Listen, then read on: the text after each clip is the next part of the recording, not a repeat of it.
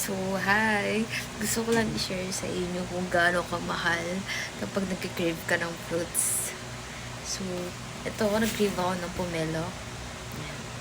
Pomelo. Ang isang kilo, 250. And dalawa yung kinuha ko. So, lagpas siya ng 1 kilo. And ang kinuha ko is dalawa. So, 435 ang isa. And next, syempre, uso ngayon, itong sarguelas. This one. Actually, mahal din siya. 200 isang kilo. Pero kalahati lang yung kinuha ko. So, worth 100 lang yung kinuha ko. And, marami naman na siya. May kulay green, may hinog. Ayan, half kilo. And then, next, nag-crave din ako ng duhat. So, ibababad ko siya sa asin. Ang isang kilo naman dito is 300. Kasi ang kinuha ko, half lang. 150 yun nandito. Ayan. 150, 100, tsaka 435. So, ganito siya karami. Half kilo.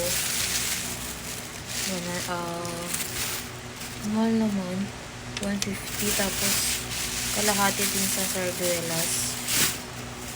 Tapos, 2 piraso sa pomelo. Ang mahal. Kagigising ko lang. Kasi, nagising ako sa tawag. Natutulog ako kanina. Then, may tumawag sa akin kanina. Yung rider. Nagising ako sa tawag ng rider. Yun lang. Gusto ko lang i-share kung gaano kamahal ang prutas kahit mag-cravings ka. So, gusto ko lang pakita kung sino yung kasama ko today. Lucky! Lucky! Yan ang palagi kong kasama. Hi, Lucky! Hi! Hi, Lucky! Big lang siya. Ay! Hi, cute! Hey! Lucky! Ay! Hello! Here! So, ganyan lang siya. Ganyan lang siya. Tahimik lang siya. Pero pag may tao, dun lang siya maingay. So, ayun. Mag-isa lang ako dito. Umaga hanggang gabi. Kasi kailangan kong mag-rest. Para sa health. Yan lang. Gusto ko lang i-share.